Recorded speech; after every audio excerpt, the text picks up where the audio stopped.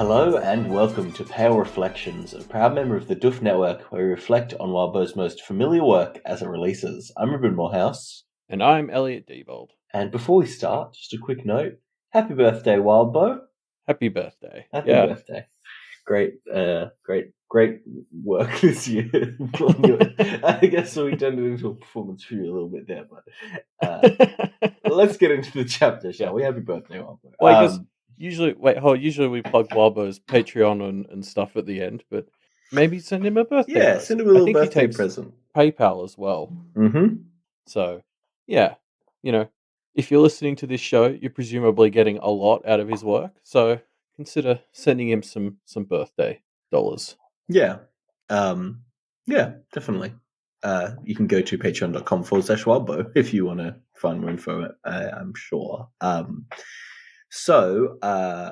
Yes, we are here to talk about one after another, 10.b and 10.c. Let's get into it, shall we? 10.b is an interlude where we're in Melissa's head, or are we? It's a classic fake out. Wildbow makes us think we're in a Melissa interlude as she's kind of being snarky and annoying. And then she notices some strange eyes in the bushes outside.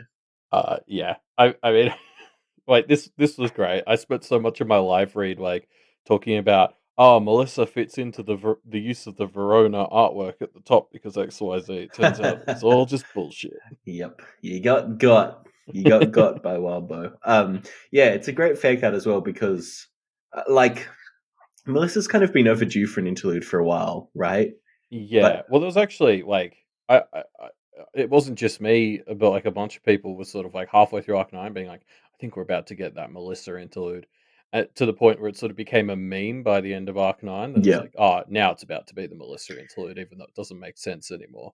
Well, but the thing that I think is great about this chapter is the part of the story that Melissa is up to right now. I actually don't think there's that much she doesn't have that much to do, right?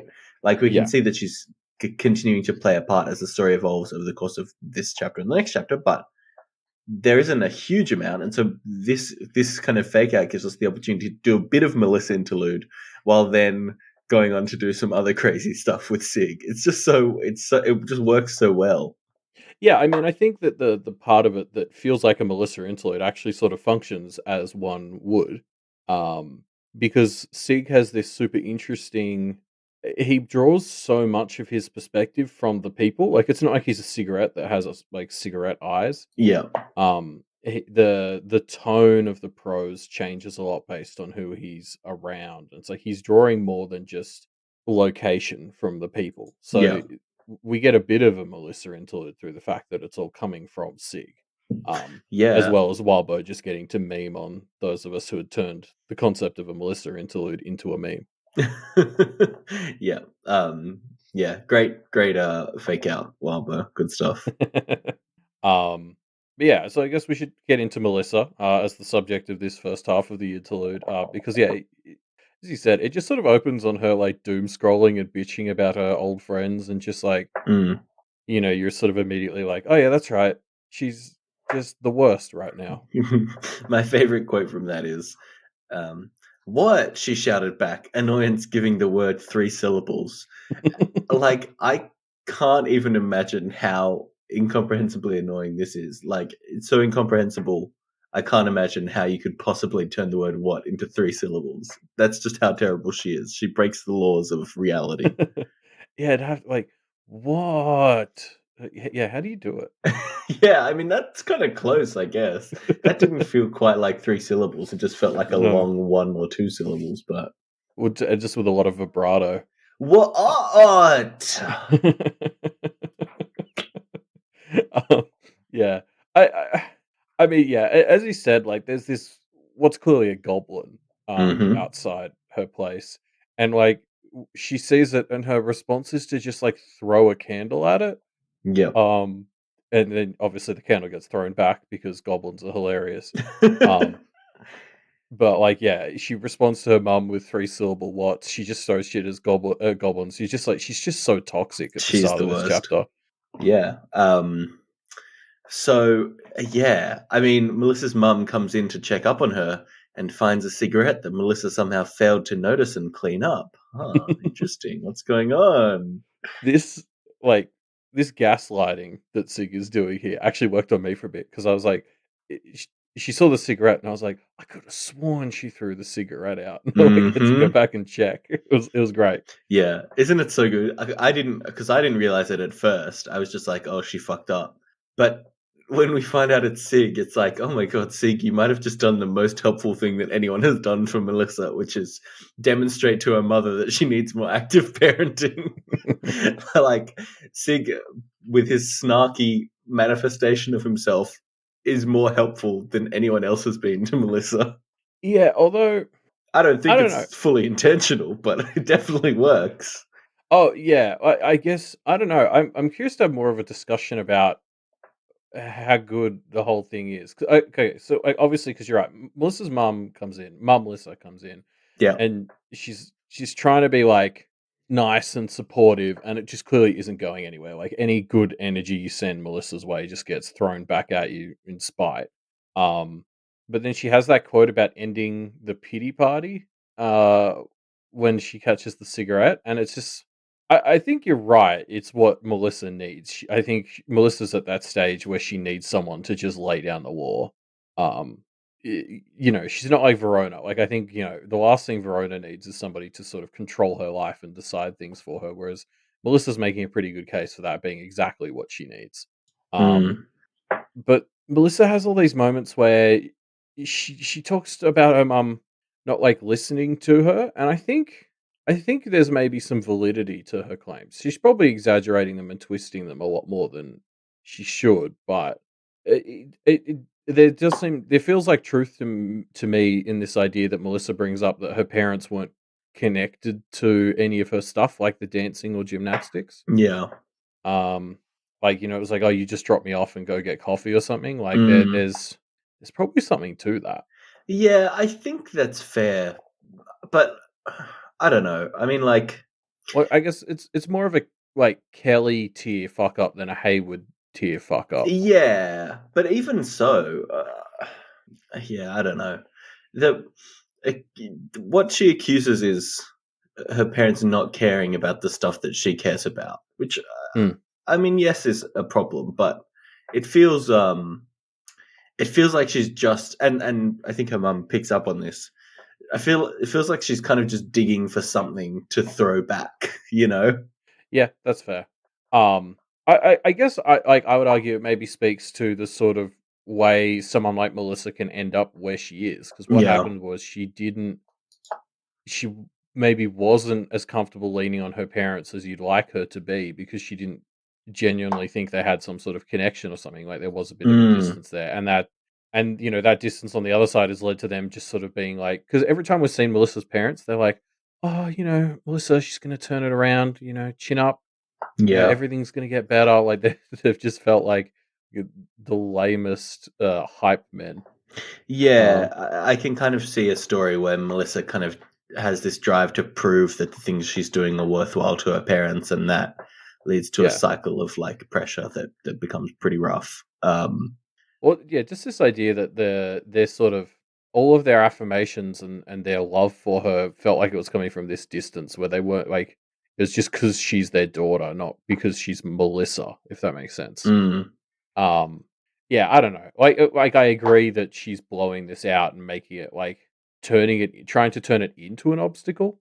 Mm. Um, yeah, I don't know. I guess it kind of relates to what Avery used to talk about, where like she just didn't trust her parents to help her as much as she would like to have, because they'd let her down in the past. And I wonder if there's a bit of that going on with Melissa. Yeah. Yeah. Interesting. Yeah. Maybe this is all just foreshadowing, a mum stepping up. Maybe it's foreshadowing Verona's mum stepping up and doing a really good job, right? Yeah, we can hope. We can hope. But yeah, A so man could dream. Melissa's mum definitely comes off better in this exchange with Melissa, right? Comes off as being like, oh, okay, time to step up and be more active of a parent here, which obviously Yeah. is what she needs. I think so. I just wonder if that underlying tension of Melissa not feeling like they actually care about her as a person is something that needs to be addressed. Mm. Um, But yeah, no, you're right. I couldn't help but root for Melissa's mom. There's like this great line where her mom says something, Melissa just responds, "Ugh," and then her mom just goes, "Ugh," and holds a cigarette in her face, and she goes, this is ugh." It's just such a great retort. Yep. Yep. So on point. Although, you know, you don't need to insult our main man Sig like that, I don't think. But, you know. I mean, look, I love Sig, but like cigarettes are ugh. Like she's right. Yeah, that's fair. But yeah, great work, Sig. You did well. I think yeah, like he was I do think this will hopefully help her having this at home. Yeah. Um, so yeah, Melissa realizes when this cigarette returns again that something strange is going on and kind of confronts it. Sig silently mocks her and she ends up calling for help. Yeah. Interestingly, she actually calls Louise, Mm. not the Kenneteers. Mm. Louise calls the Kenneteers, and you could tell she's pissed about that. Yeah, I mean, come on, Melissa. They've saved your ass so many times. You know this. Let them help you. Although in Melissa's defense, the Kenneteers are at like 2% strength right now because Verona's not here. Hmm. So Yeah. Yeah, it's I just she just refuses to learn, doesn't she? Anyway, it's great. Sig's personality and sass shines through so much in the first part of this chapter, even though he can't communicate verbally at all. yeah, this ability he has to emote through just where he puts himself is hilarious. Like the scene where Melissa is constantly throwing him out was just great. Like you could just feel the frustration every time she turned around and he's just sitting there. Mm. And it's like he doesn't really have a choice, but there's just something so smug about the way he's just like, I'm right here. Yeah, he's got this kind of smug personality that manifests here in a very fun way. Um, there's this great bit where, as she's going through that thing of just constantly throwing him out, she turns around and he's sitting on the windowsill in the same position he was last time, and she just like yells "fuck you" at him, and then from downstairs, her mum yells "fuck you, Melissa" back, and like there goes like I'm so mad at you, and it's like it just raises that tension. Like Melissa's response to this is just like flailing and punching the air, and then she like wheels on the cigarette. I just couldn't help but be like, God, Melissa, you just take the bait so fucking easily. Like, Hmm. Sig literally doesn't have to do anything, and he can make Melissa continue to dig a hole for herself with her mum. Yeah. Yeah, it's pretty funny though. Yeah, I don't know. Like we have this scene where they start to talk with Melissa, and the Kenneteers, they still seem so eager to help Melissa. Like I have to ask the question of how many times are they going to bend over backwards for her? Hmm. Uh, it might prove to have been the right thing to do if this stuff comes to a head and it resolves with, a kind of Averyism where Melissa's like, "No, you guys were trying to help me. I'll be on your team." But for now, it kind of feels like they've done as much as they realistically should, and then some. And Melissa's still just kind of not having any of it. Yeah, well, it comes back to this thing of how long can you try to help someone who won't help themselves? Like, Nicolette talked about it, right? Right back when she first was trying to help Melissa, it was like at a certain point, for your own sake, you have to stop helping someone who doesn't want your help. Mm, Um, I don't know. It does sometimes feel like we're making these little bits of progress with Melissa. I can't help but think it's worth. Yeah, I don't know. I don't know. We'll see. It's gonna be. I mean, obviously she's hanging out with them in 10.c, so we'll see where it goes from there. yeah, yeah. We'll have to see, I guess, in the next few chapters. Well, I'm curious why she was hanging out with them in that cabin. Um, because that's like 2 to 3 days after this chapter. So, yeah, I guess why is Melissa hanging out with the other Kenneteers Mm, in a few days? Like that's going to be one of the first things I'm looking for in what we see next chapter. Assuming we go back to this and don't head into some other rando interlude. mm, yeah, we will have to see. Um, but so yeah, the Kenneteers here lay out what these options are for Melissa, and none of them are great. Melissa almost seems to be taking heed of the situation she's in. Yeah, she's more responsive to these idea of options than she was last time they got laid out, I think. Mm. Especially because she, for some godforsaken reason, actually listens to Louise. Like, Louise is the one who's like, "Just shut up and listen." Um, but I'm not 100% sure I understand all so there's 4 options they give her. Yeah. Option 1 is just she keeps hovering around in Kennet, but as an aware or as, like, as a half aware like she is now or something? Mm. And then there were like there's option 2, which is basically 2 different versions of her becoming like a full-on aware and having problems. Yeah. Uh, yeah. So option two is her kind of actively. I mean, even the phrasing of them as options maybe is wrong because some of them aren't options. It's kind of like this is what will happen to you if you keep going. It could be this, it could be that, but it won't be good. You know. But I suppose the core of the 2 option 2s is that these ones will lead you to, like, death or a fate worse Yeah, than death. basically being consumed by the practice. Yeah, whereas, like, then option 3 is go live in Sergeant Hall, um, which will be fun. We can see Yep. Melissa in the spin-off. Yep. Um, and then, yeah, option 4 is this, like, "Can you just, like, make yourself forget? Like, turn around, please?" Yep. Um, but yeah, no, as you said, like, none of these are good. Yeah, they're not because Melissa's already past the point where she can get out of this cleanly, right? Um, It feels that way. I mean, they pay lip service to option four, which is the cleanest escape that Melissa has, but it definitely kind of feels like the ship has sailed on that. We see her try and do that at the end of this chapter, at the end of this part of this chapter, but then we see that she's still with the Genetiers next chapter, so presumably it's failed. Uh, yeah. Yeah, I mean, probably. I mean, there's this interesting bit, and again, this is something I can't wait to see. Like, I assume our guess is like a Lucy chapter next or something, but like how like Melissa leans into pills a bit in a sec. So how's that gonna go? That seems like a whole new avenue of fucked up. Depending on Yeah. how she's using those. Yeah, God. Yeah. Um, yeah. We'll see. It's Melissa's very. She feels like she's on the brink at the moment. Like she's got these 4 directions she can go in. None of them are great, but there's definitely some that are worse than others. Yeah. Yeah. There's just no good options, right? Yeah, But it's worth pointing out people have been touching on some other options here, right? That aren't any of these that are kind of like, I mean, one that I think a lot of people are throwing around in discussion threads and stuff is Melissa becoming a witch hunter as an option. yeah. Um, That's been a theory for a while. I remember we called that out as a prediction, like in early Arc 9. yeah, which seems like it might have a possibility of happening based on how this chapter and next one go.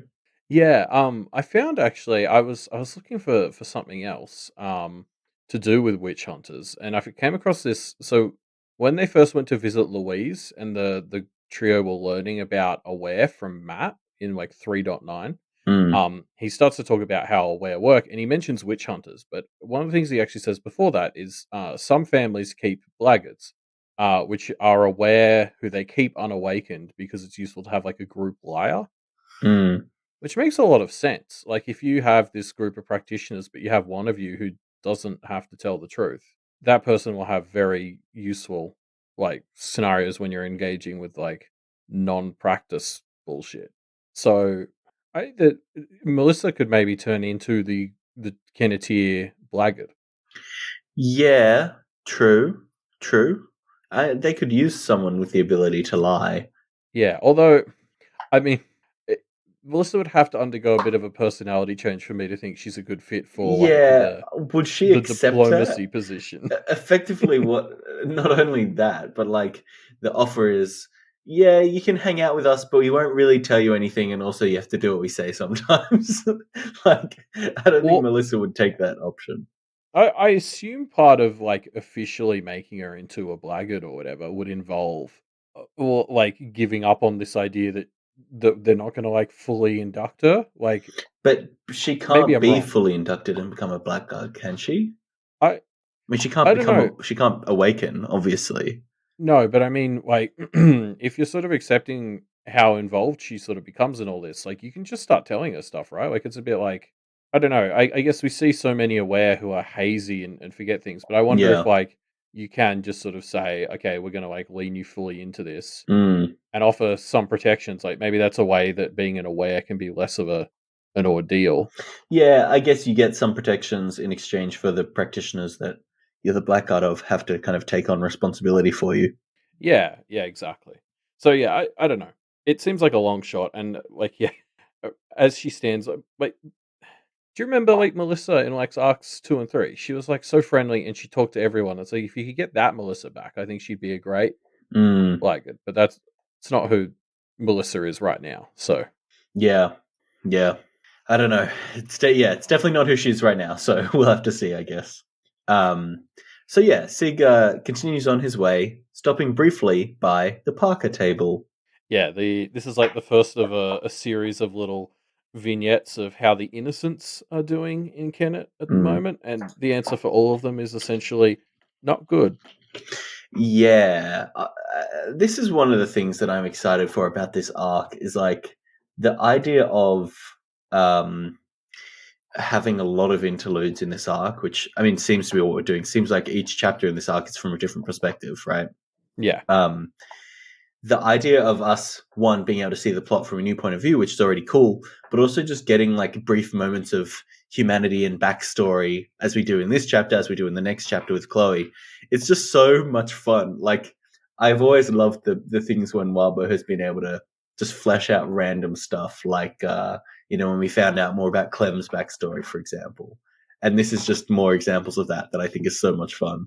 Yeah, it's just like it's a nice little window into the parts of the town we don't get to see enough of in this story, like just regular people who are struggling, Mm, and who are being made to struggle even more by all the Carmine crap going on.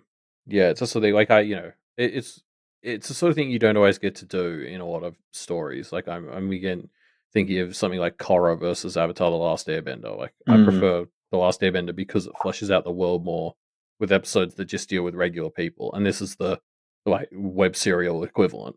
mm, mm. Yeah. It's just so much fun.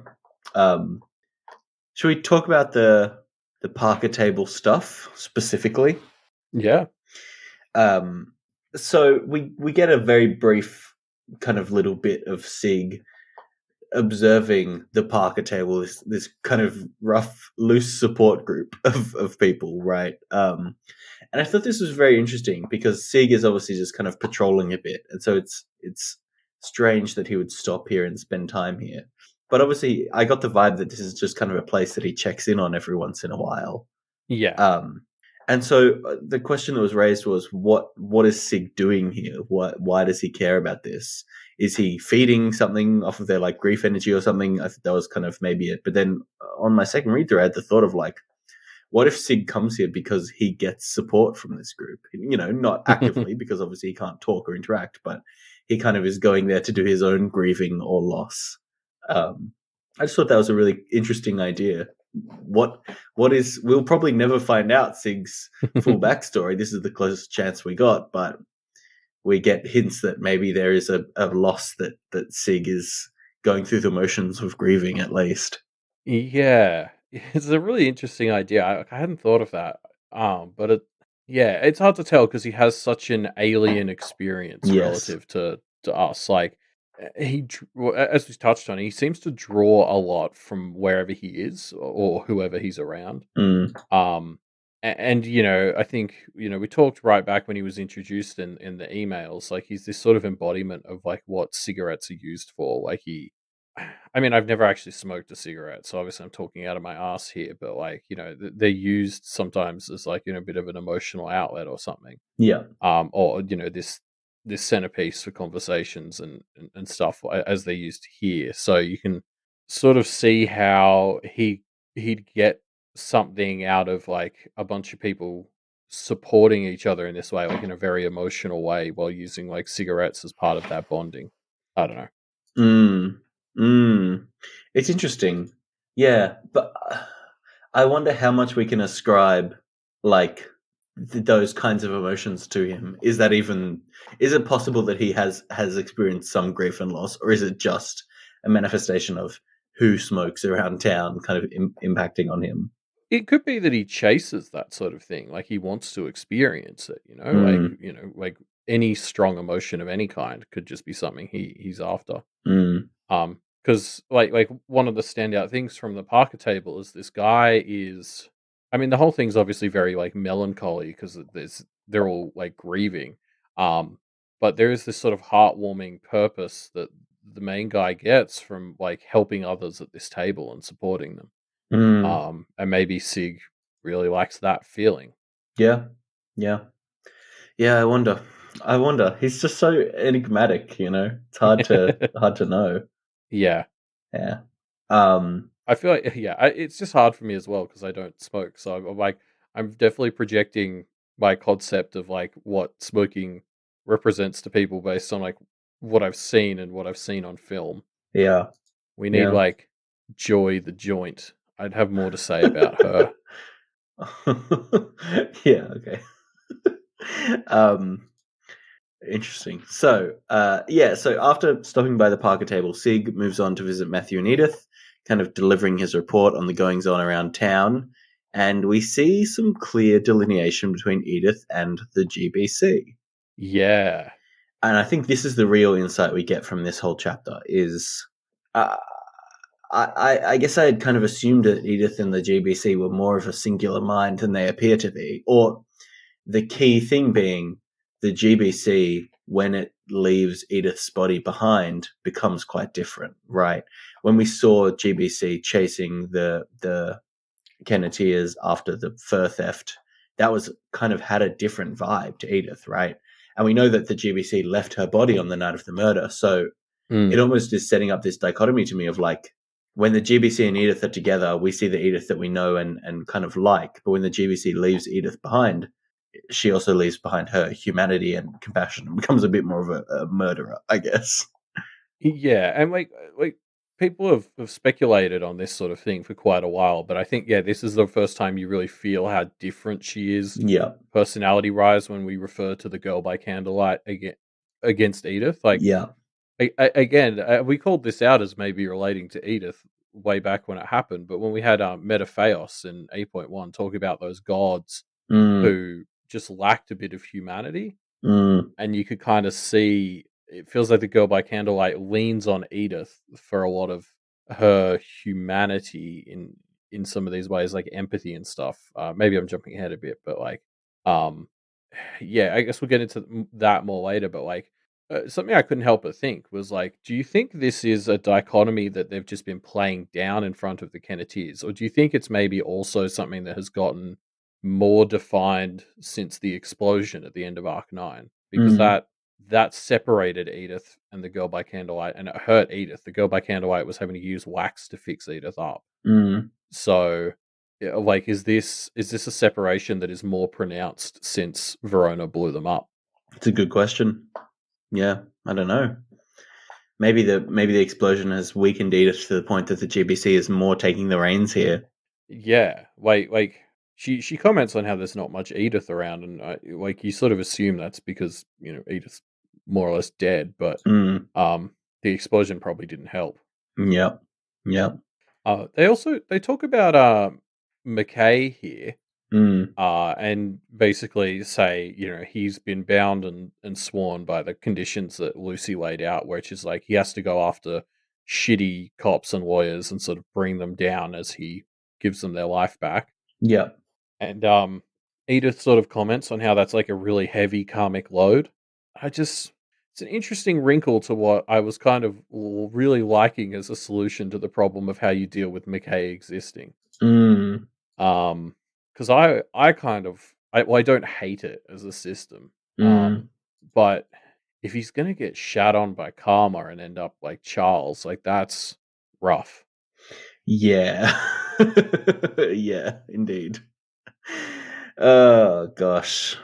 Like it's one of these things. It's just the more you analyze it, the more I keep coming away with like there's no winning scenario here, and I hate it. No, it's all pretty rough, isn't it? There doesn't seem to be anything really positive that can come out of the way this stuff is going. Yeah, yeah. Ugh, yeah. Um, yeah, yeah. It's weird. Yeah, I don't know.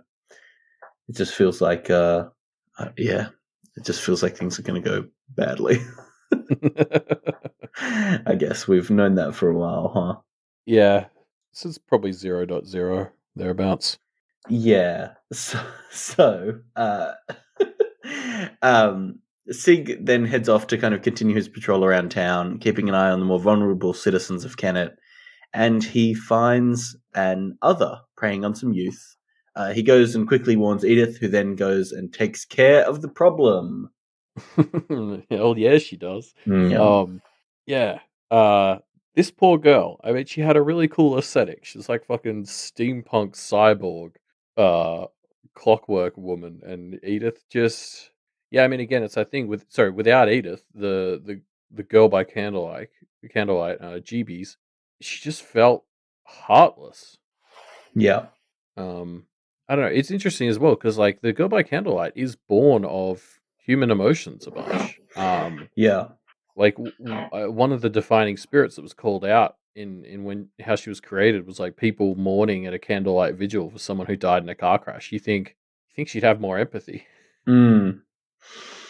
Yeah, and it's weird, isn't it? I mean, like, because we see when the GBC finds out about Melissa taking pills, we see a very strong emotional reaction to that, right? Although she separates herself from it, she does go like That's Edith Edith's doesn't like reaction. that. Yes, Yeah, I noticed that too, but it's still clear that Edith's, I guess, like moral compass, I guess is what I would call it. That doesn't necessarily 100% track, but I think it's an okay metaphor. yeah, It still obviously has a strong impact on GBC, right? yeah, yeah, So yeah, I don't know. Like, yes, GBC is horrifying in this scene when she murders this other, with who's kind of committing crimes but seems to be almost repentant and desperate. And Edith's judgment is no, not valuable enough. You yeah. die. Like that's the really shitty thing is this girl is like I'm desperate. I need to do this to survive. Please, I'll do anything. Like I'd love to come here. Like Yep. she actually seems like exactly the sort of thing you think Yep. Kenneth is meant to stand for. And yeah, Girl by Candlelight's just like, can you No. do this? Yeah. It's like we don't need a healer. Fuck you. You're dead. Yeah. Um, And I mean, they do. They kind of could use a healer, right? I GBC mean, is making you could always use decisions. a healer. Yeah, GBC is definitely making decisions without the best interests of the community at large, right? Well, yeah, and absolutely not standing for what Kenneth, at its face, claims to Yes, stand for. yes, Um, yeah, yeah, it's brutal. What she does to this poor girl. yeah, Um, just to jump back a bit to like the whole because obviously we know the Girl by Candlelight needed Edith for some permanence. yeah, Um, and then also she's maybe leaning on her for like some of this like humanity, her heart or whatever.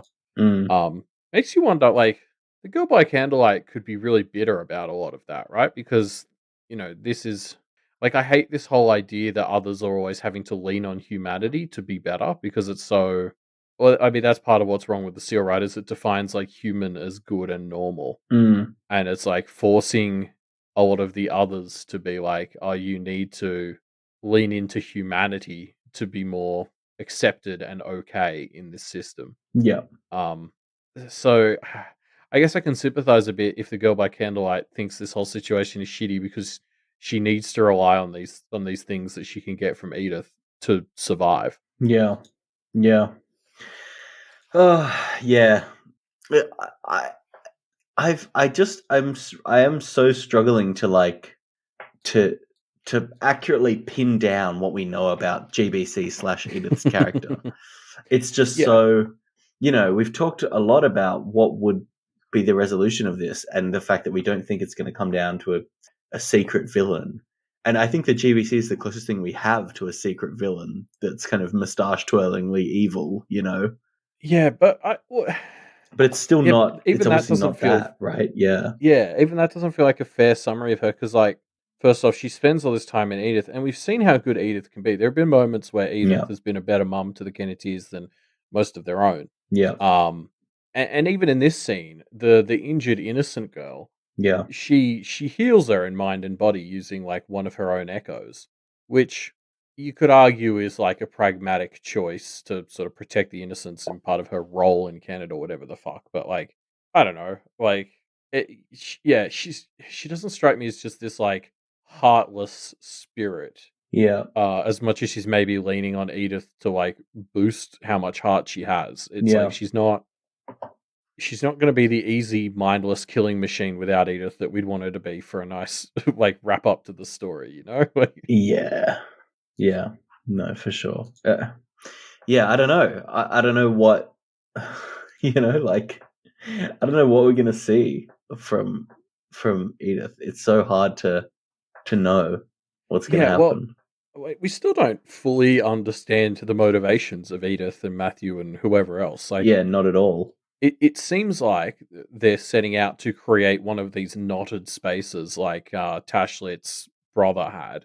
Mm, Like they want Kennet kind of dragged into this a bit of its own space that's Carmine bloody and not under the seal. But assuming that is what they're trying to do, I still don't fully understand exactly all the ways they think that's better. I can see like big picture, like oh yeah, without humans on top, we're not oppressed as much. And I'm like, okay, yeah, sure, but like mm, I don't know, like why this method specifically? Why the Carmine? Like mm, there's it feels like there's little details that haven't clicked yet. yeah. Yeah. Yeah, it's interesting. I don't know. We'll have to kind of see. Yeah. So Sig continues watching over the town and sees a strange man asking about local myths and legends. Investigating, it becomes very clear that it is a witch hunter. Yeah. This witch hunter attempts to trap Sig, who narrowly escapes. I'm already loving this guy as the Ark's like guest appearance villain.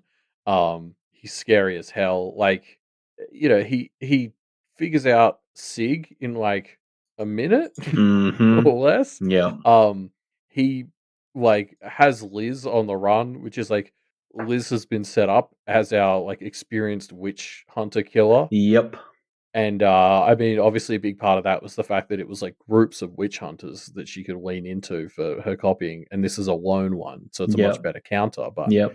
um, like he's established so strongly as a threat by like identifying something as benign as Sig so quickly and putting Liz on the run. I was just already like, oh, this is going to be fun. Yeah. Yeah, it's kind of wild how quickly it feels like things degenerate here because this witch hunter is like definitely very much an escalation, very strong, seems very scary. Yeah, Now the trio have either killed or befriended everybody else who has learned about Kennet. So those are the options going in here, right?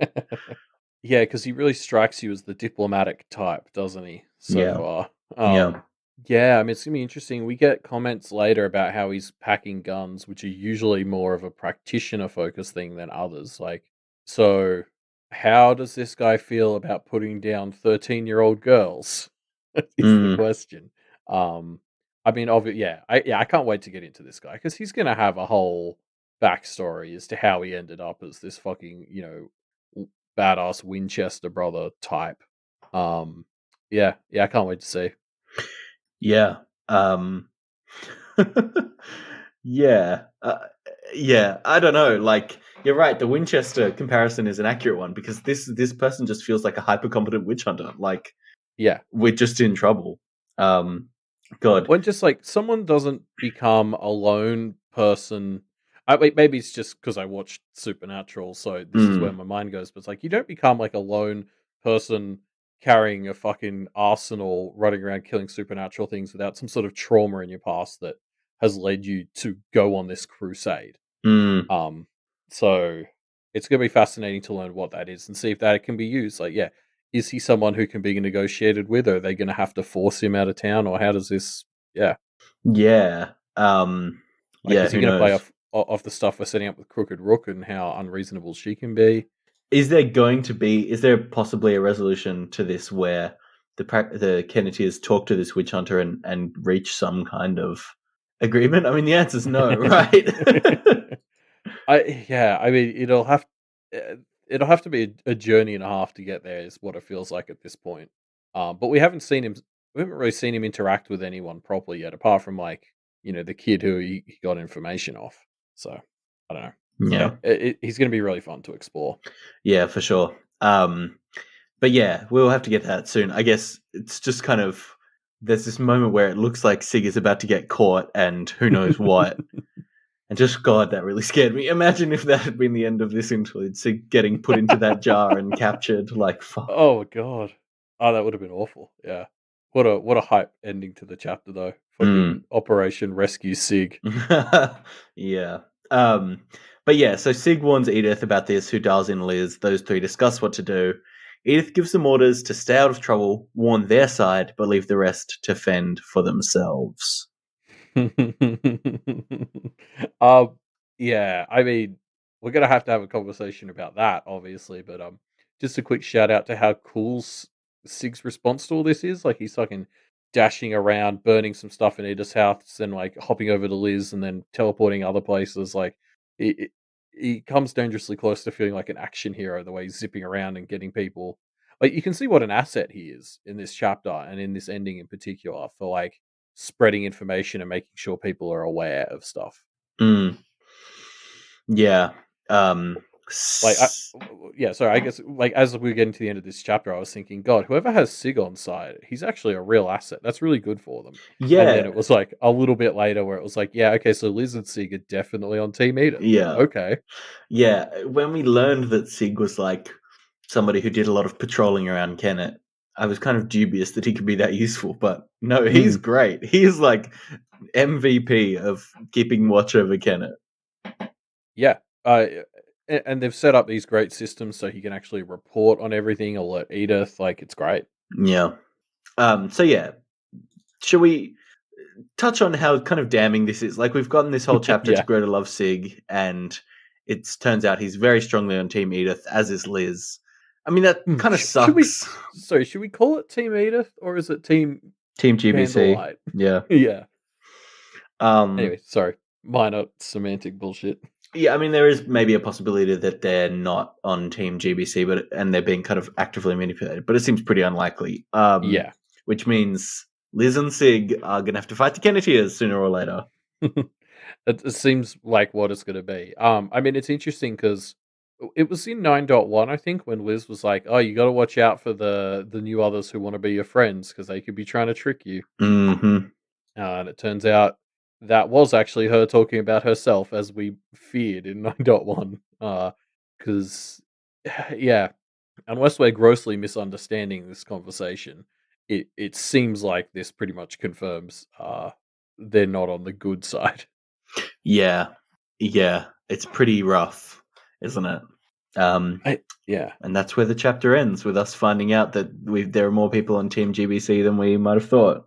Yep, we're like this arc does feel like it's doing a lot to start drawing the lines of where people stand. Yeah, Which is interesting as as we presumably begin heading into the climax. yeah, We're starting to see the battle line or where the battle lines will be drawn. yeah. We'll get a bit more of that in this next chapter. Well, it means I'm holding out for my toad swallow interlude. Yeah, fair enough. We got to see those battle lines, don't we? So yeah, next chapter is 10C, perfectly named because we're in Chloe's head. So our series of interludes continues with Chloe's interlude. She is exploring the new home that she and Nibble have taken ownership of, and she decides to clean it up a bit. Yes, we move from an extremely alien perspective to a heartbreakingly human one. Yeah. Like right out of the gate, this chapter establishes how like limited Chloe is in this sense. Like she's watching the sunbeam. The prose takes note of how she has to step around it. And she has to worry about this and worry about that. It's like immediately this chapter is establishing how much she has to be aware and be cautious, and like it's not easy for her to do like simple things. Mm. Yeah. It's pretty heartbreaking.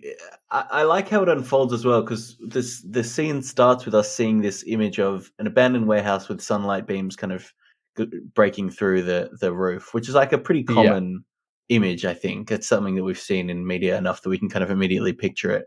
But we as humans picture it in the way of like, this abandoned factory is kind of dirty and messy, and the sunlight is what's giving it kind of life and light and vibrancy. But obviously, Chloe kind of has that thought too. But for her, the sunlight is so bright and dangerous and terrible that it's Mm. like it really sets up any kind of rays of humanity that are breaking through actually are double-edged swords here, and that's Chloe's life. Yeah. Yeah, exactly. I mean, it's the same thing, like, she's got this whole thing with her sight where it sort of functions as a life sense, um, and that's kind of you get the impression that's meant to be because as a ghoul, she's meant to, like, lean into death more, but instead she does kind of use it to focus on life. Mm. But yeah, I mean, like, that just the concept of that site sort of encapsulates how she's been overtaken, where she needs to think of everything in terms of life and death now, um, and like shy away from the life, in as a general rule. Yeah, yeah, it's interesting. Like the kind of theme of this chapter for Chloe is like humanity and the double-edged sword that it brings to you, and your other ship and the double-edged sword that brings to you, and whether you're willing to kind of give up parts of one for parts of the other, right? And those Yeah, trade-offs. I think it's something that's so interesting to explore over the course of this chapter, that every possible decision that Chloe has to make has so many downsides for any meager upside that she might get. yeah, 100%, and that's why this chapter just continuously breaks your heart. Um, I, I mean, there's also one point, where Nibble mentions he's like, it's a little weird and concerning how easy it is for us to feed here. Like, there's so many dead people and dead others that are fleshy. Like, this is great for us, and that's a bit weird. Mm, And I was like, that's very reassuring to hear that, because my concern with any other who is like doing well in the current situation in Kennet is like, well, they're going to be on the team who wants to keep that going, which I don't think is a good thing. mm, So I like that Nibble is this sort of person who's like, it's a little uncomfortable that this is easy for us. Like, that's not great.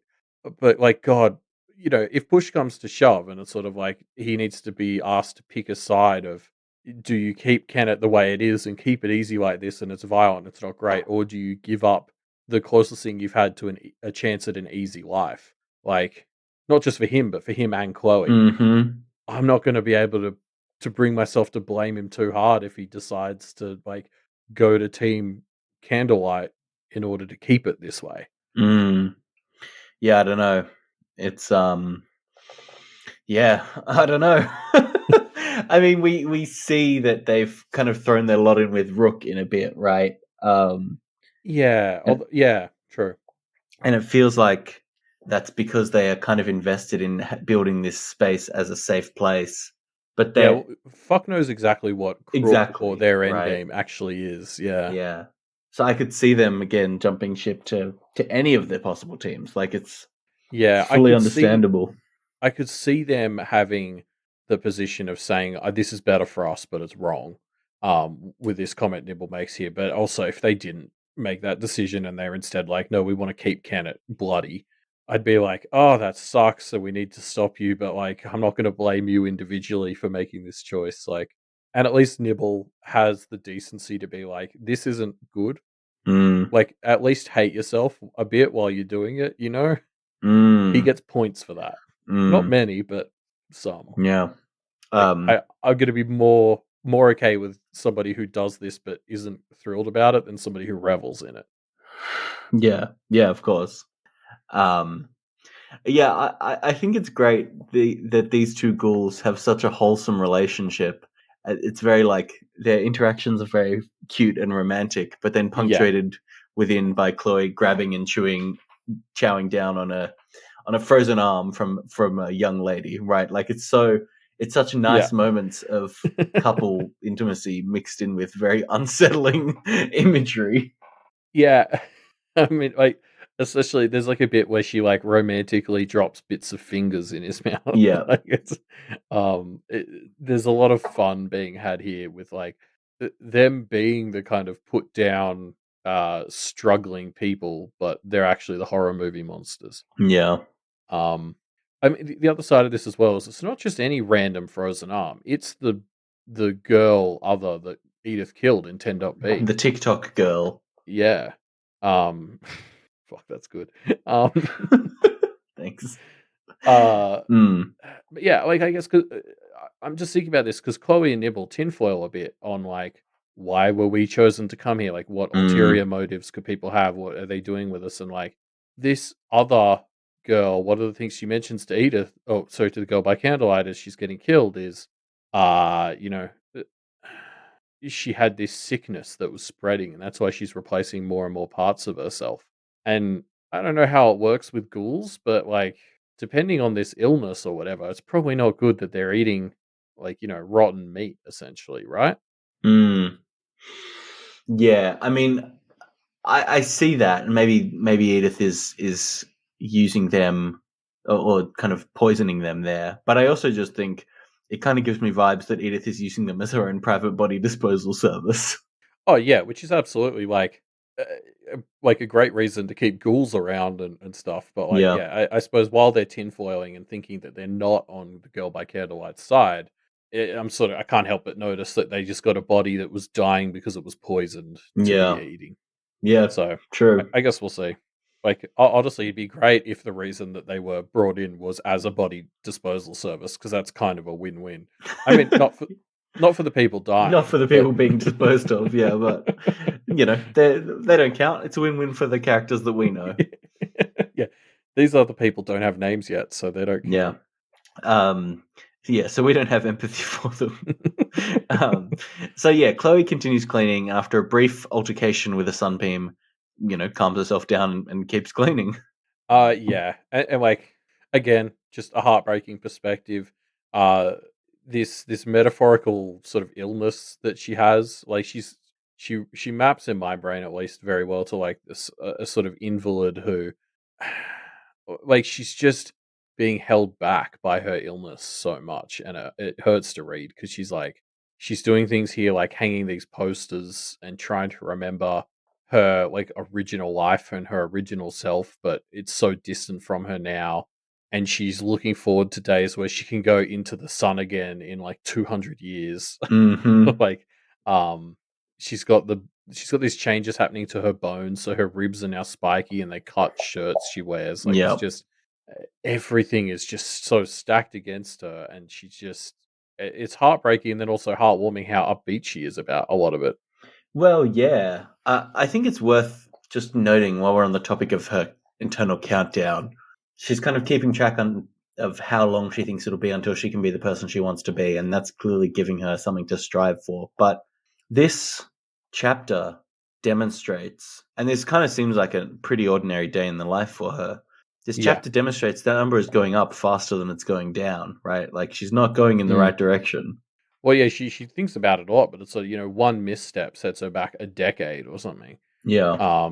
Like it's yeah, And I mean, like, it's obvious that she's having, and it would be impossible not to have more than one misstep every 10 years, right? that's what it feels like. Yeah, like it seems a ridiculous ask. Yeah. And it's one of those things where the better she gets, the easier it is not to misstep. Like a ghoul who's gotten powerful enough that they can go out into the sun. It's Mm, way easier not to make the mistake of getting hit by a sunbeam if you can walk in the sun. Um, yeah.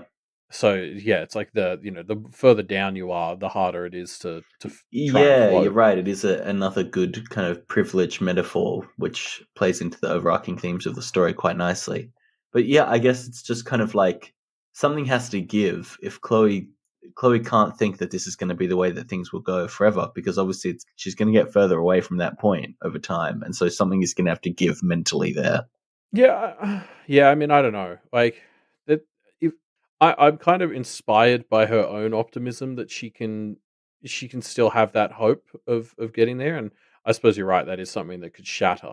Mm, Um, but like the whole sort of vibe she gives off in this chapter is like her whole thing is she's cleaning this bathroom, and it's not just like a regular household bathroom. It's like a big like factory worker shower thing. So there's presumably like a dozen shower booths or whatever. Like it's a big room, and she barely manages to clean out one stall. Like she's got this little corner that she makes glisten, and it's like such a metaphor for her whole existence. Where it's this giant, dirty, filthy room, and she spends all of her time and effort getting one tiny corner to look nice, and she's just able to stand back and like be proud of the fact that she made this tiny corner nice. Um, yeah, Mm. like I don't know, I find that really inspirational that she can take so much bad, make a speck of glistening in the darkness, and just be proud that she managed to do that. Yeah, it is kind of inspiring, isn't it? It's very much like, uh, yeah, an inspiring mindset, I guess. Yeah, She, like I want to put her in a room with Melissa. yeah, I mean, Chloe has it way worse than Melissa does, and is so much more optimistic and is so much more willing to work to get to the world that she wants to get to. I don't know. Yeah. It's like what Nibble says a bit later, where like Chloe has that moment where she's like, I think I must have been a bad person. That's why these people did this to me. And Nibble's just kind of like, I mean, yeah, maybe, but like, I don't really see it now. And like, I have to side with Nibble after reading this chapter. Like, she strikes me as such a nice, like, optimistic person that I can't imagine she was that much of a dickhead. Mm, yeah. Of course, her reward for cleaning out this one corner of this dirty room, like her reward for managing to find a bit of light in the darkness, is the world shits on her. Yeah, she doesn't get a nice reward, does she?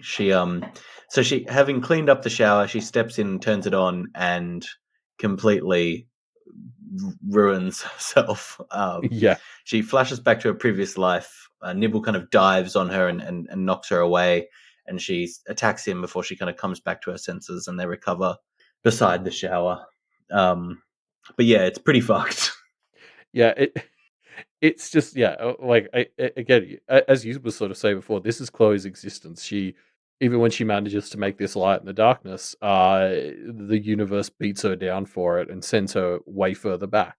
I mean, as well, the sort of cherry on top of the suffering here is the only times we really see Chloe actually manage to connect with her previous life is in these moments where she's really suffering and losing control.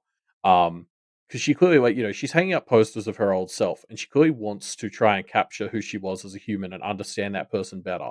But the only time she ever manages to do that is when she's like in pain and suffering, and that means the memories and flashbacks she's getting are like bad ones. Mm, Like it's just like the only parts of her previous life that she really remembers clearly are like her friends choosing to sacrifice her.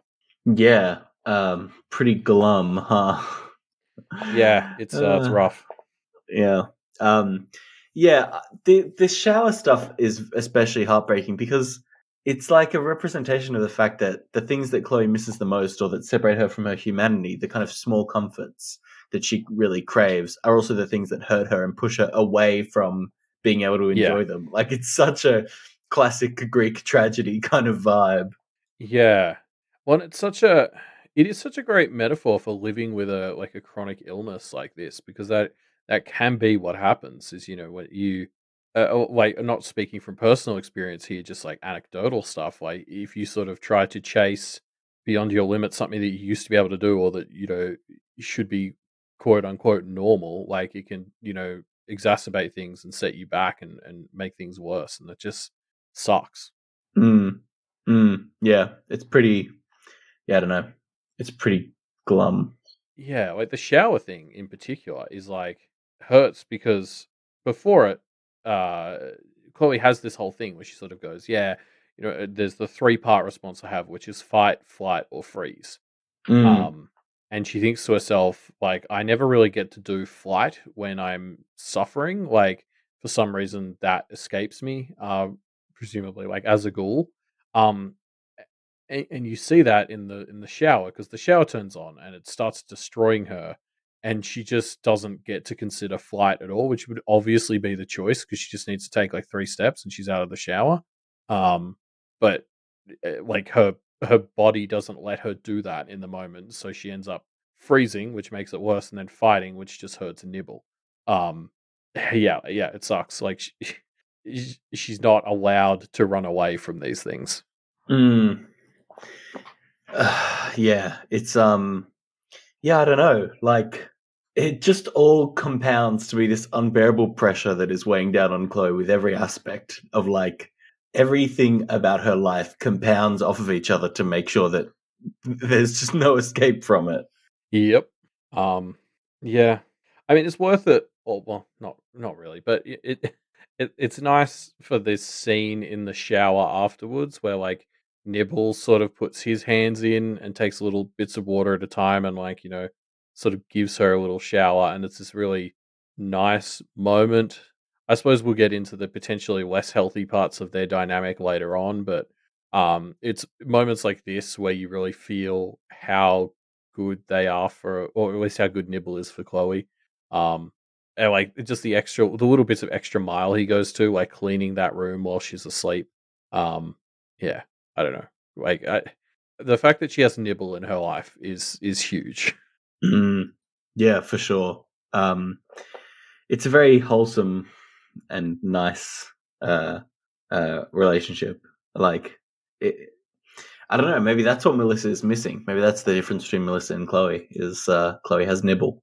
Yeah, it's an interesting point. I think there's probably more to it than that, but it's certainly easier in a lot of ways. Yeah.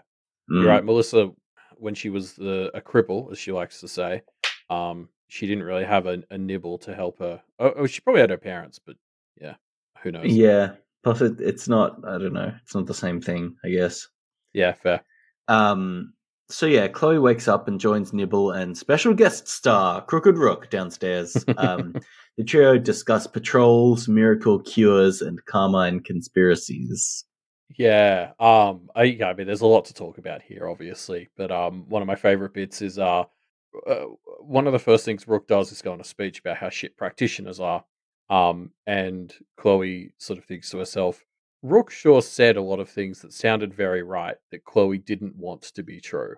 And I Mm, love this as just a little summary of like Crooked Rook's whole propaganda sort of vibe. Like I don't like Crooked Rook doesn't say anything that's untrue. I mean, obviously she literally can't, but like the speech she gives here paints all practitioners as being absolutely bad and the absolute worst. And I mean, given what we saw at the Blue Heron Institute, that's maybe not necessarily super unfair. But it's so when you've got like the Kennedys in town, it's so unproductive, I suppose, to just like paint the way she phrases it is just sort of like there is no hope except to fight them, um, rather than like acknowledging that there are people like the Kennedys. I don't know. It's just mm. yeah, the way Crooked Rook sells everything, she makes it out to be so black and white, and Yeah, I don't think that that's completely fair. yeah. I mean, it's subtle, but obviously, Nibble and Chloe have had negative experiences with practitioners before, right? So it's probably pretty easy for Rook to play into that fear that they have. Yeah, well, and that's probably true of most others. Yeah, so it's not that hard to make it seem black and white. Even if Nibble demonstrates later in this chapter that he kind of likes the Kenneteers. Yeah, yeah, which I'm sure is something Crooked Rook probably has mixed feelings on. Mm-hmm. Oh no, actually, they're probably not very mixed. Um, yeah, yeah. I mean, that's the other thing is Crooked Rook touches on here this idea that like she's going to judge what side a lot of people are on based on how much they even listen to the other sides, Mm, which just rubbed me the wrong way because it's like I don't know, the idea that like if you're not with me you're against me is yeah, just never great. it's Yeah, I mean obviously if somebody's like hearing Bristow out, I'm going to be a little bit like, well, come on. um yeah, but you're right that it's like the refusal to even accept that people that aren't you might have some kind of valid point. yeah. It doesn't bode well for you being a reasonable person. Well, it's already admitting that there's no way forward but like to fight, because Yes. if you're not willing to negotiate, hear them out or whatever, you basically are saying you've already accepted that the only way forward is violence Yeah. or yeah, some kind of confrontation. Yeah. Um yes, I think that's what rubs me the wrong way about it is especially in Kennet, there's more to it than just practitioners evil, like yeah, like again, if the other side is Bristow, I'm a little bit more willing to like not drag the negotiations out because there is, he's a piece of shit, but there's so much more to it in Kennet, and not even being willing to acknowledge people who see that is just shitty. Mm, yeah, yeah, yeah, for sure. Yeah, like so we find out here that the ghouls are on Rook's side, and I like that the sides, as we've kind of touched on, are getting quite defined over the course of this arc. We really don't know what each side wants, though, do we? Like, I don't think we know what any side wants except for the Kenneteers, who just want things to be nice and chill. Yeah, they just want, they're trying to move towards equality in a relatively peaceful way. Mm, Um, yeah, I feel like we have these big picture general ideas of like, we know the culprits apparently don't want things to go back to normal, and we can see why they're against the status quo, and we know Crooked Rook is very against the status quo. But like these big picture things don't coalesce to me for very specific ideas of what each side's motive is. mm, Like even Crooked Rook, something that occurred to me in this chapter that I don't know that we've really talked about before is like, what's her opinion of Matthew? He used to be mm, a practitioner. mm. I think we've seen them directly interact, but I'm not 100% sure on that. But like, yeah, where does she Where stand does on someone like Matthew? Matthew? Yeah. Yeah, like yeah, it's like details like that that like work into this whole thing where I'm just like, I don't know exactly where everyone is, and I love that. Yeah. Kennet is such a complex web of motivations at the moment. Yeah. Yeah. It's interesting. Matthew's practitionership is especially interesting question, I think. Um, there's a lot of thoughts about how that might play into interactions like the Witch Hunter or like Rook. And so I'm just eager to see that eventuate over the course of this arc, I suppose. Yeah, yeah, 100%. Um, but yeah. So we get this offer from Rook to tweak Chloe. Yeah, I mean it's interesting. Like these are abilities we've wondered about since Cork was first introduced again. I feel like in these two chapters I'm referencing the emails a lot, but it's like I feel like we're finally starting to take a lot of these characters we introduced in those emails in Arc 8 and really explore them in these interludes. Mm, Um, and yeah, I mean, obviously, as it turns out, this isn't fucking miracle cure stuff like you mentioned. There's no fix for being an other. Like at best, what Crooked Rook does is let you choose your poison. Um, it kind of reminds me of like drugs you can get with crazy side effects.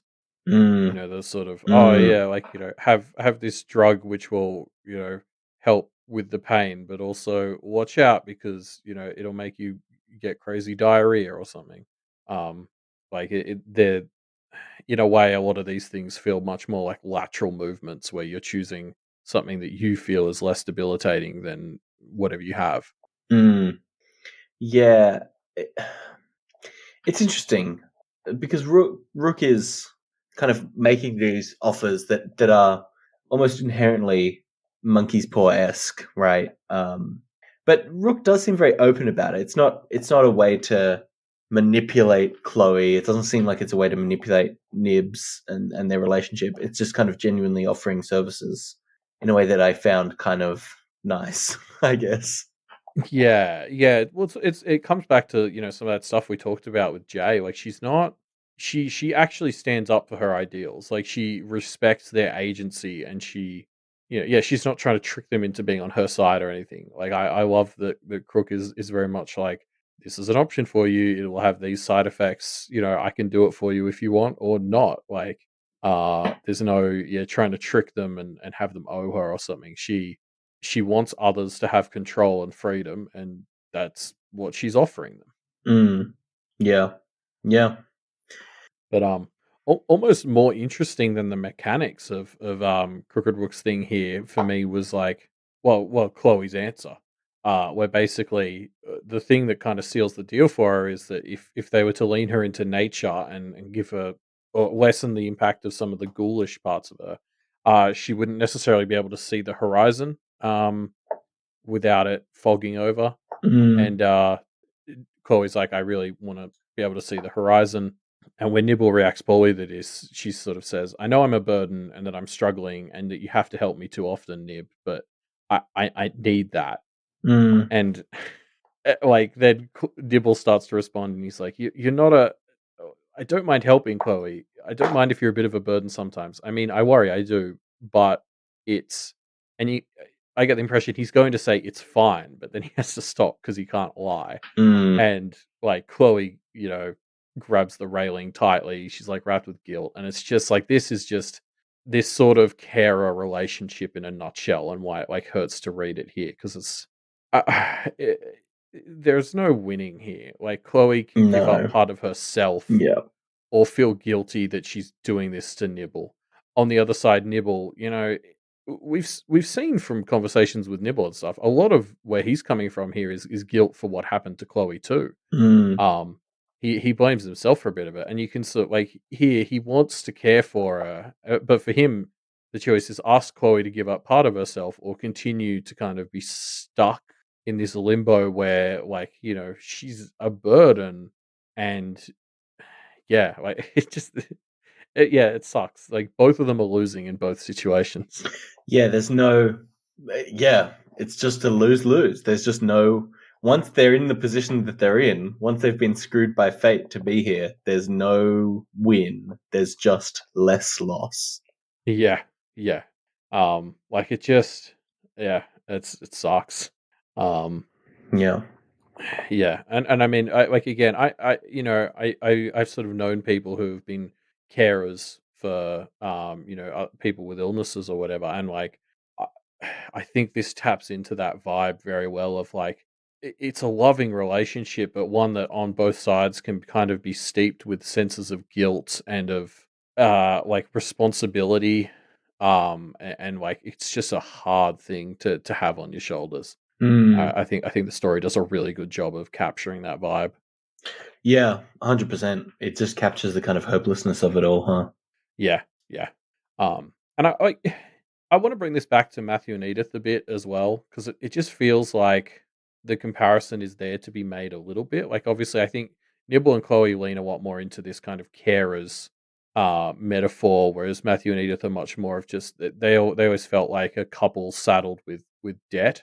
Um, but yeah, I again, it's like the girl by candlelight feels like somebody who Matthew did so much for to try and help, and we're really unclear. Like she's clearly gone off the deep end a bit and is maybe pushing away from her humanity, or doing all this bad stuff. Whereas we've just been in Chloe's head, and you can see like how much she's trying to use what Nibble offers to make herself and everyone else's lives better.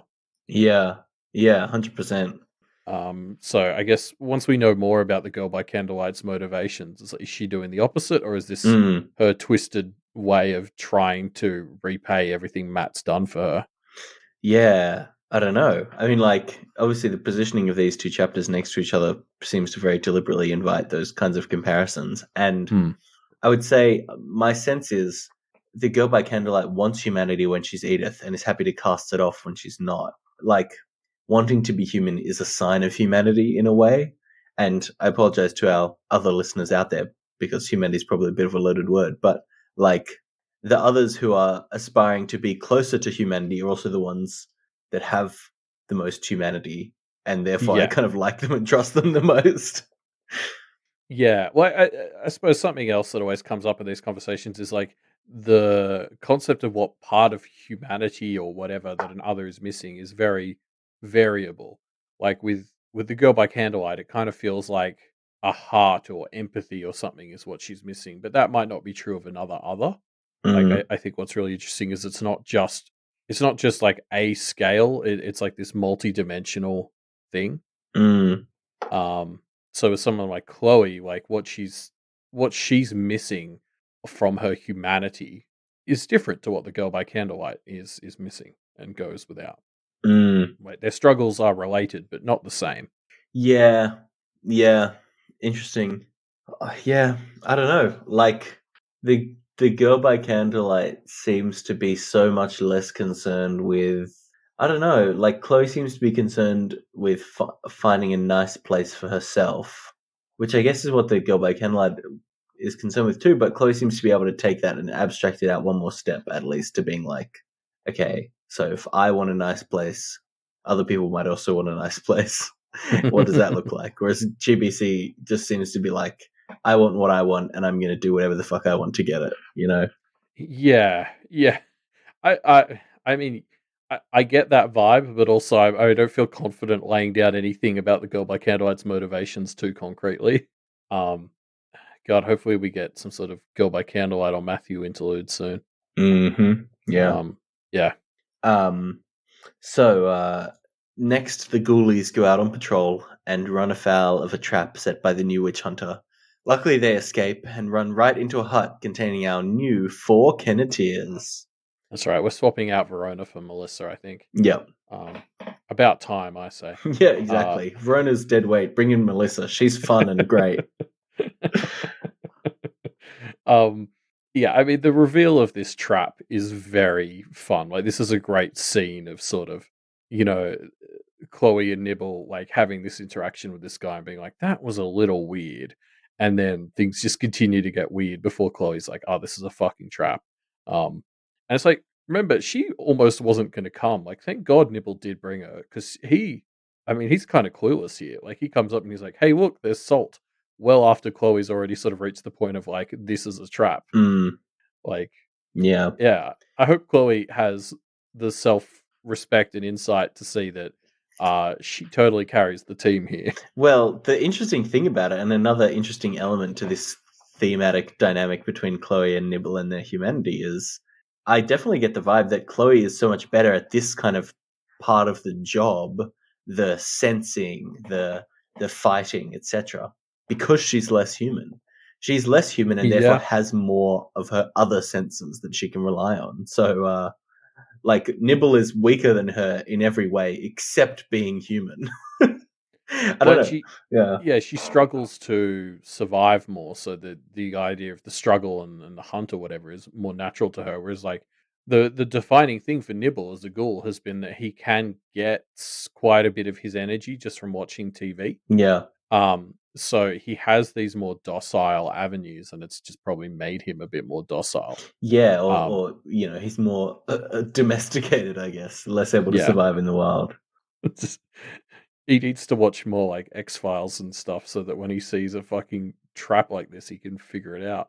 Yeah, I don't know. Like, but yeah, overall, I just really enjoyed this as an action scene. Like the chase through the forest where they're setting off bells and then getting like blind shot at by the witch hunter is very fun. Yeah, it is. It's fun stuff. And then they're going to meet up with the Kenneteers, which is I mean, part of me couldn't help but worry that like the witch hunter wanted them to get away so that they'd lead him to like more of the others. Interesting. So we'll see if that was the thing because I think they got out of this too easily. I don't know. Well, yeah, the witch hunter missed them when he was shooting at them, and as we saw from John's interlude, if a practitioner wants to, or anyone involved with the practice, they have tips and tricks up their sleeves that make them accurate with a gun.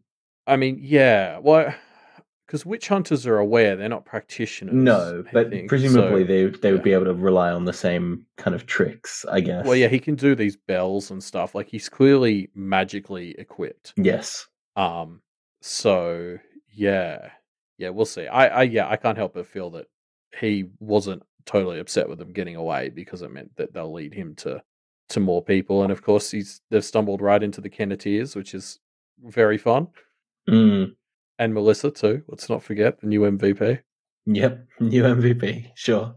But yeah, it is a great setup, isn't it? So we've got our very competent witch hunter, and now the, in air quotes, Kenneteers. They're going to have to fight him with Nibble and Chloe's help. Hopefully they can pull in more reinforcements because I don't feel like this isn't a winnable fight right now. They need their other who knows about guns and firefights. Yeah. Oh, God, John against a witch hunter would be very interesting. But like, the other thing to note is obviously this is a Verona-less conflict we're about to see, so it'll be fun to kind of keep an eye on that and see how it goes. Yeah, well, yeah, and it's a Melissa inclusive one, so yeah, I don't know. I guess that's a detraction rather than a benefit, obviously. But well, I think with all the stuff of her becoming an aware, and obviously people have speculated she'll be a witch hunter for a while. Um, I don't know. It'll be interesting to see how she bounces off this witch hunter because I think with Lucy and Avery here, they're going to try talking to this guy at some point. Like that's going to happen, and I'm interested Mm, to see how that goes. yeah, yeah. Um, and that's the end of our chapters for this week. Um, Yeah. who do you think we're going to get the perspectives of next? Yeah, I'd be like, we did talk about this a little before recording, and I'm sticking with like Lucy as the prediction, um, So that we can you see the suggested. conflict from Lucy's perspective. Yeah, I think we've had 3 interludes in a row. This one's ended with us seeing the Kennetys again. It kind of Yeah, makes sense to me that we to duck jump into back there. Lucy's perspective for a bit at least. Okay, then the real prediction: who's going to be the second chapter we get this week?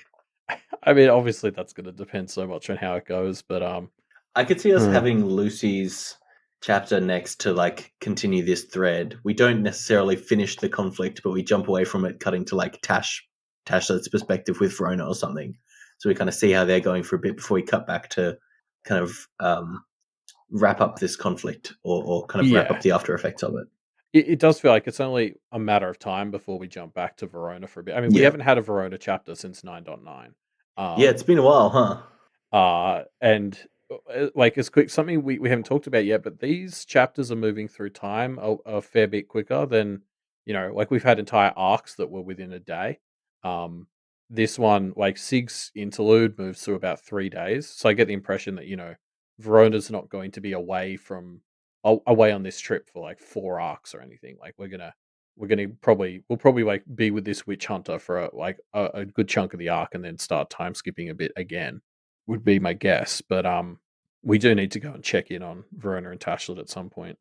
I think an interlude I'd love to see coming up, especially while the fight with the witch hunter's going, is we've obviously already lent on John as a warrior Mm. recently.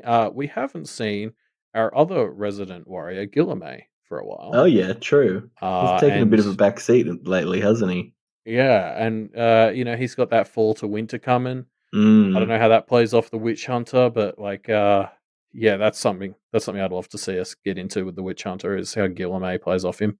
Mm. Mm. Mm. Interesting. Yeah, I would like to see that. um, But yeah, so I guess enough of our wild predictions. Should we get into everyone else's wild predictions? yeah, let's do it. Let's jump into our pale predictions. People who have left predictions in our pale predictor form. Elliot, do you have a Yeah. prediction you want to pull out first? Yes, I've pulled out one by Sleeping Beluga, Mm-hmm. who uh basically has this prediction about how Child Protective Services will come and look at Verona's home life because of everything going on right now. Mm. Um, and Sleeping Beluga's idea is that the verdict on that will be based in part on how the furs are managed. So it's I guess what Sleeping Beluga sort of says is like if the furs are left to kind of soak in the ground and continue like amping up Kennet, then there'll be like harsher restrictions put on things, and it might help Verona or it might not.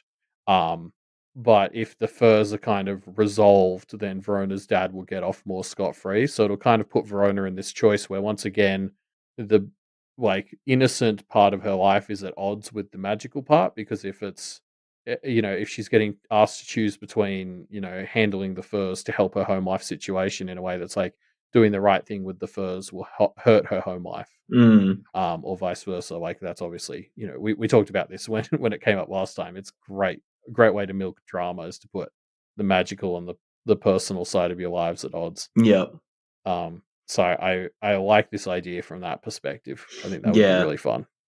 Yeah, I do too. I really like yeah, I mean, Sleeping Beluga has touched on the idea of the Canadian CPS a lot in the past few weeks.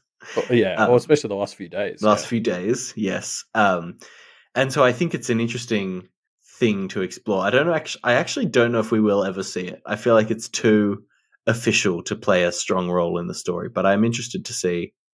I yeah. do think there's a solid opposition between the magical and home lives and what Verona will do and how much Verona might do to cover it up.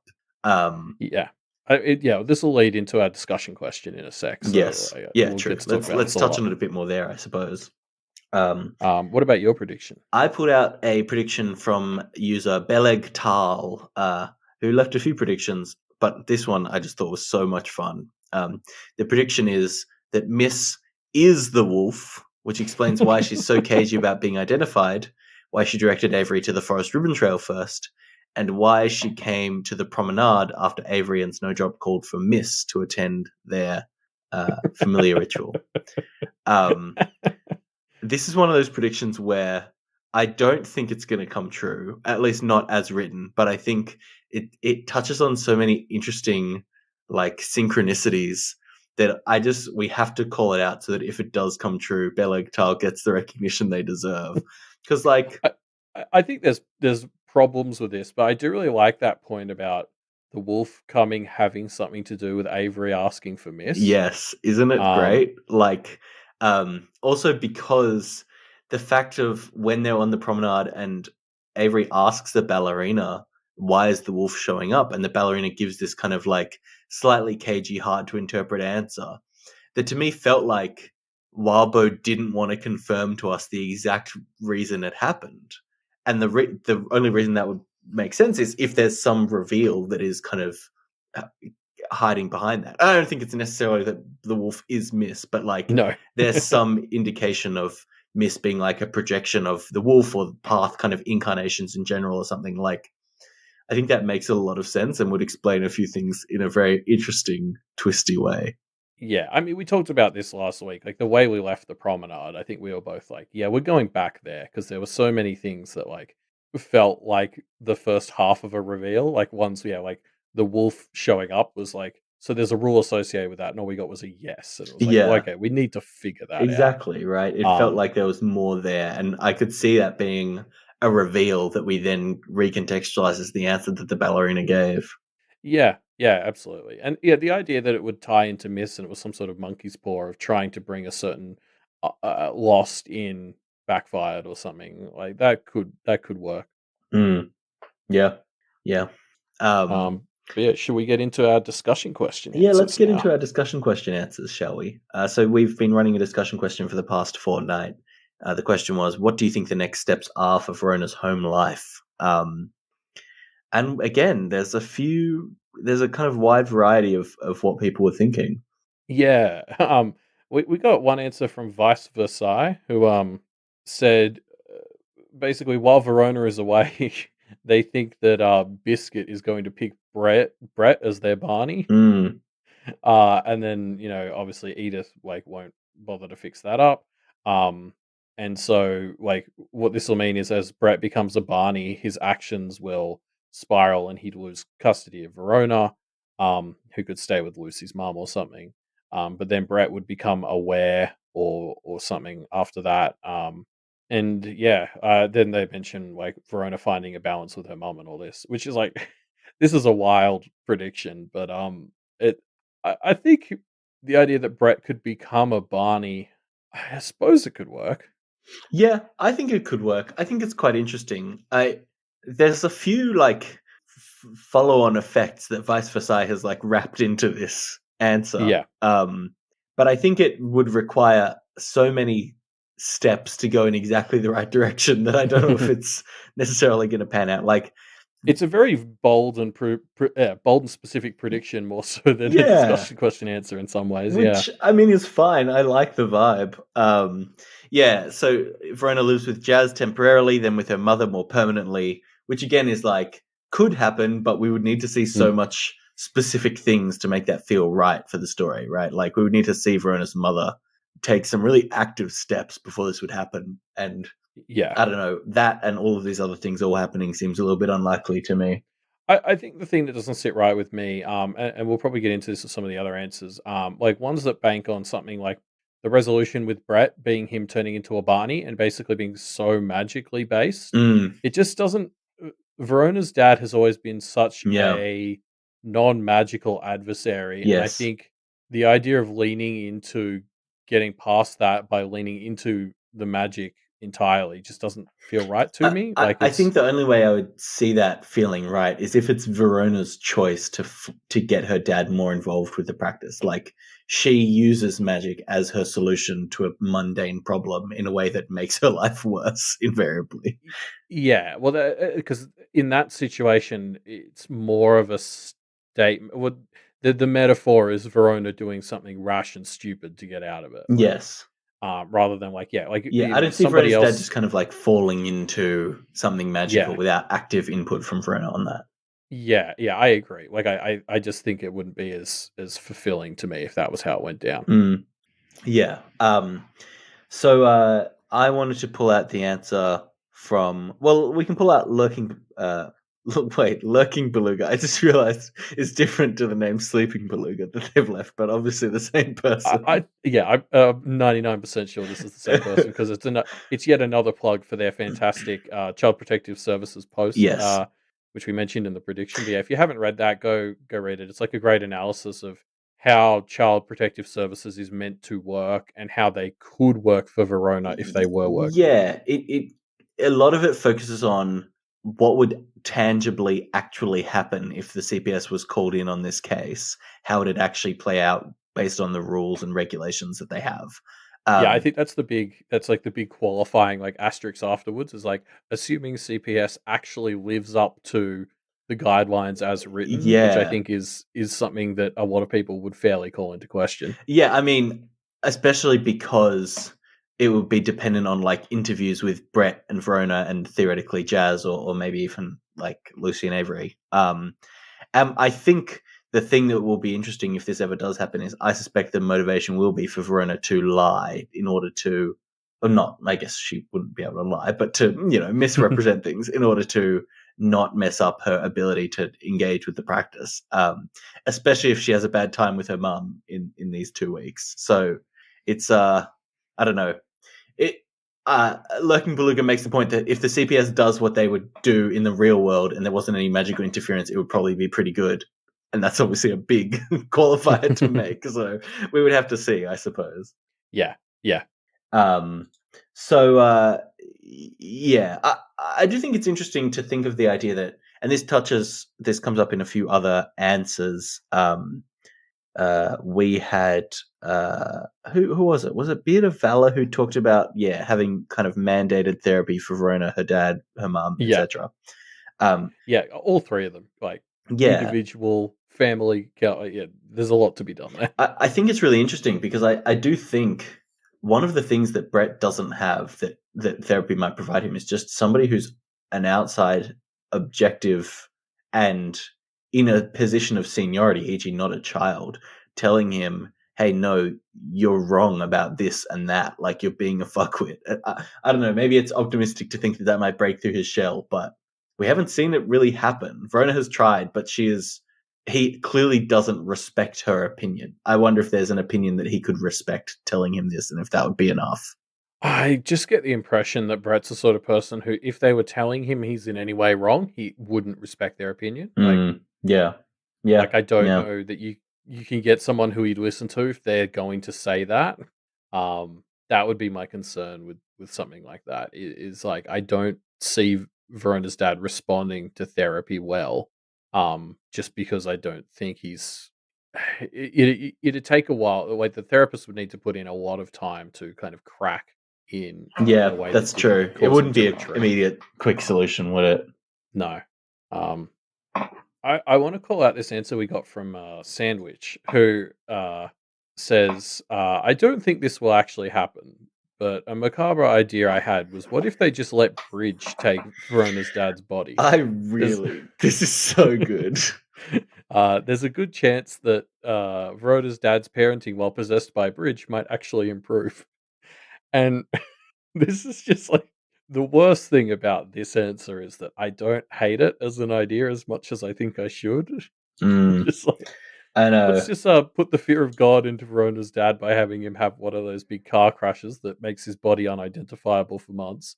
Yeah. Meanwhile, this dude who's barely a human will parent Verona like but probably still be better. Like it's Yeah, it's I, I hate how much I don't hate this idea. It's wild, isn't it? I mean, I don't think it'll happen, but I think if it did, I would love to see just how fucking wild it got. I could see Verona pitching this honestly, like, and just Lucy being like, we're not doing this." She pitches it, and everyone immediately says, "No, Verona, that's Yeah, clearly a terrible idea." yeah.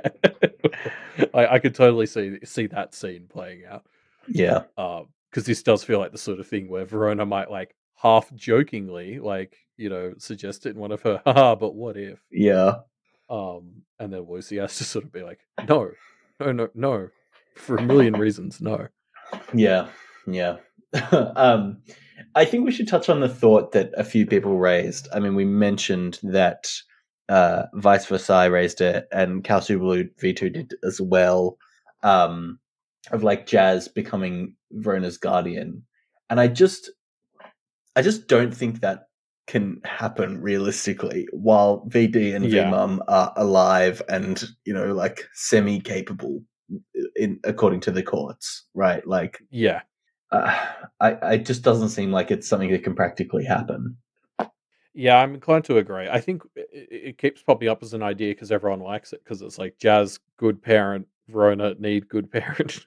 Like it feels like a match made in heaven, but Yeah, it's just the system is designed to kind of not let it happen. yeah, for sure. And Cal Subalu like talks about that specifically, how easy it would be for Verona's dad to sabotage Jazz if she tried to do that. Um, it's like with that bullshit he said about how she wasn't even a good parent. Like, remember when he said that? The fucking goal. Yeah, what an But the idiot. sad truth is, I think he'd get away with it. In certain settings. Yeah, no, I think so too, right? Like again, I think VD is too spiteful to let this happen, and it just wouldn't be a practical possibility um, while they're alive. I guess not to Yeah, say that they pretty should be much. killed, but like it's just not going to happen. Yeah. I So we got one last answer I want to pull out was from Roundest Frog. It sort of mentions that they see essentially you can break it down. There's three options. Verona either lives with her mum, with her dad, or she sort of is on her own or somewhere else. Um, and obviously, all three of them suck because her mum has been absent, and that's probably not going to change. Like if Verona went to live with her, she'd essentially be on her own. Um, which I'm sure Verona would see some appeals of, but it would probably mean not being in Kennet. Um, Her dad is obviously not an option. That's why we're here. And then so Rounders Frog is sort of like honestly, Verona like running and living on her own actually seems like the best of these options to them. Um, but it obviously has problems. Uh, both legally and just in terms of like Verona needing guidance at her age. Um, so Rounders Frog was suggesting maybe there's some middle ground between all three where uh, her parents are splitting custody, but also she gets to spend time living on her own. And, Mm, no idea how that would work, but that sort of, feels like the closest you can get to a middle ground. But all Rounders Frog knows for certain is that whatever Wildboat does come up with will break our hearts. yeah, there's yeah, I don't know. Again, no happy solutions kind of problem, isn't it? Yeah. Yeah, it doesn't feel like there's a way out that works. Yeah. Um, But thank you, everybody, for brainstorming your ideas on what it could be and leaving your answers to those ideas in our discussion question/discussion threads. Just as a reminder, we're going to try and keep doing fortnightly discussion questions. So make sure you're thinking about your answers to our next discussion question. Elliot, would you like to share what it is? Yes, so the next discussion question is how the fuck can someone help Melissa? Yeah. Um, yeah, and like I suppose there's all sorts of wacky magical answers or whatever, but I'm curious, like, like I'd almost be more interested in exploring in the real world if you have someone like Melissa, Mm, how can you help her? yeah. I think we're going to see Melissa more in the next chapter or two, obviously. So I'm interested to hear as Melissa's role in the story shifts maybe a little bit, how people's answer to this question as well might change or evolve. Yeah, yeah, because we're gonna sort of, yeah, it's so interesting that she was hanging out with the Kennetys again in 10.c. Mm, So it's going to be curious to know exactly what her relationship with them is, based on the fact that she was out in this cabin with them. And yeah, going from there and saying, okay, well, here, how do you help this person who has nothing they're looking forward to and doesn't want help? Yeah, how do you help those people? Mm, yeah. So again, we're assigning a impossible question with no answer as our discussion question. So leave your impossible answers to that in our discussion thread, which you can find linked in the show notes down below. Yes, you can also find us on Twitter. Just search Power Reflections. That's where you find out all sorts of details like when the live reads are happening, why this episode is almost a whole day late, all sorts of things. Yeah, all kinds of cool comments, updates, interactions on the Twitter. Also, a place to find cool comments, updates, and interactions is the Duff Media website at duffmedia.com. You can find all kinds of things about all of our shows on there, as well as kind of utility services like the calendar. Yeah, the calendar tells you when episodes are coming out. It shows you what other shows we have. Like I've just added my streaming sessions for the game club there, so you're gonna find out when you can come and play Disco Elysium with me and hang out. Yeah. Check it out. Yeah, definitely. If you want to support the Duff Media Network, as well as get access to all kinds of cool bonus content and additional perks, you can support us on our Patreon at patreon.com/Duff Media. You get access to all kinds of things like bonus content. We do a bonus show every single week. So there's all kinds of things you'll get access to, a whole backlog of them, in fact, as well as Yep. other perks and benefits and stuff like that. Yeah, and don't forget to stop by Wildbow's Patreon. It's his birthday, and also, again, like we've said this before, you've listened to us talk about his story for like 2 hours. Go reward the guy if you're not doing so already. Mm. Yeah. Yeah. Please do. And with that, I guess that's the end of Oh, our. Oh. with that, we'll 10 dot see you later. Get it?